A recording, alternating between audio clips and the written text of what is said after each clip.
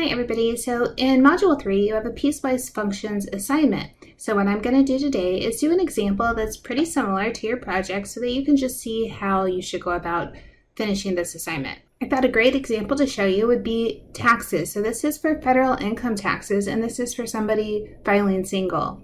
And I labeled these tax brackets A, B, C, D, E, F, G, so I had a good way to talk about them. But what you can really see is the tax brackets are broken down by income levels. The first income bracket that I titled A goes from $0 to $9,950 and it gets taxed at a rate of 10%.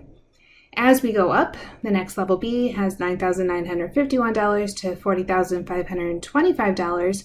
That's going to be 12% of anything over the initial $9,950. Now this will continue to grow. So you can see C, which is income from $40,526 up to $86,375. is 22% of anything over $40,525. Then you paid the 12%, that was from $9,951 to $40,525, and you paid your 10% that went up to $9,950. If that sounds complicated, don't worry about it. We're going to step through this.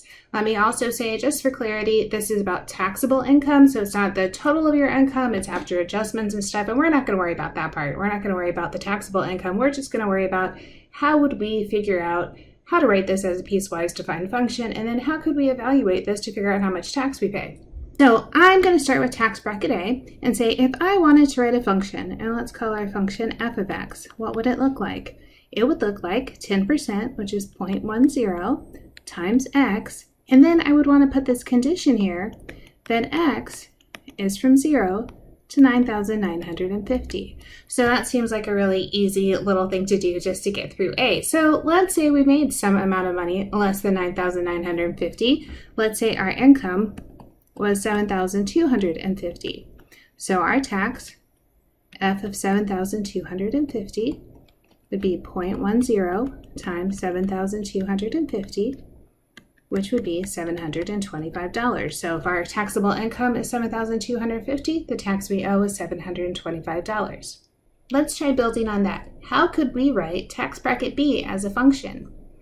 So let's go back to our f of x. Tax bracket B says it's $995, so let's write that $995 plus 12%, so that's 0.12 of anything over 9,950. So we want to say x minus 9,950. That way we're not taxing that initial amount anymore. We're only taxing this income that's above this 9,950 amount.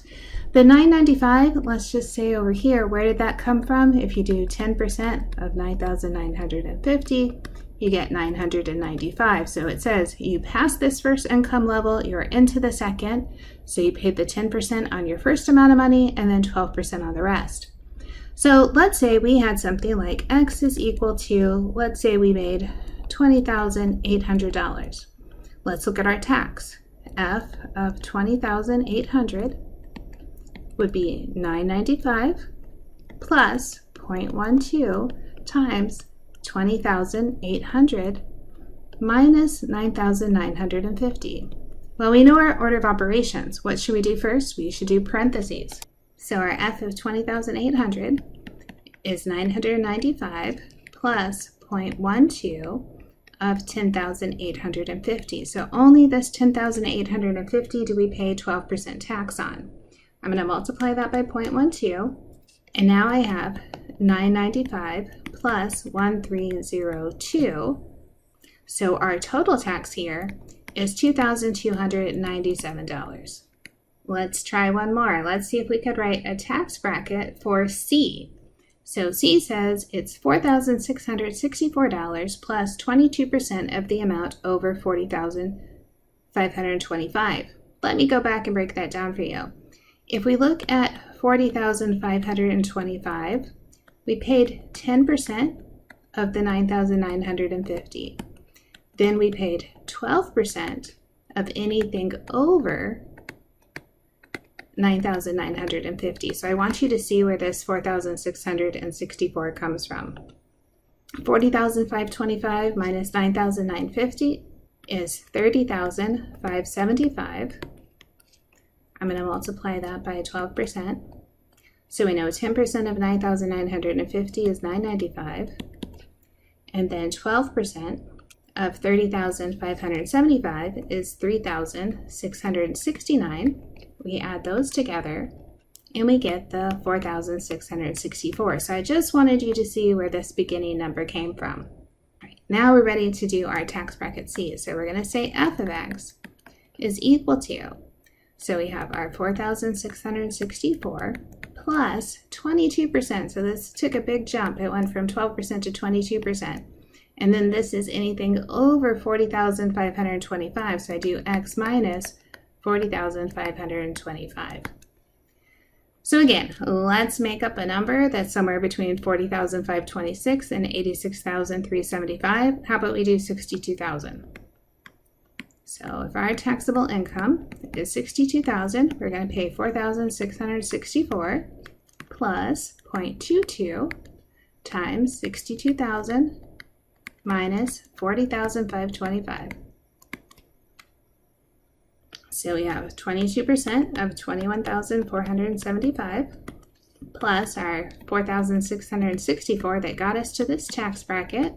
So keep the 4,664.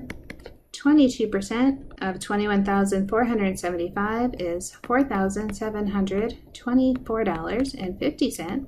Let's add those together, and that gives us $9,388.50 in tax.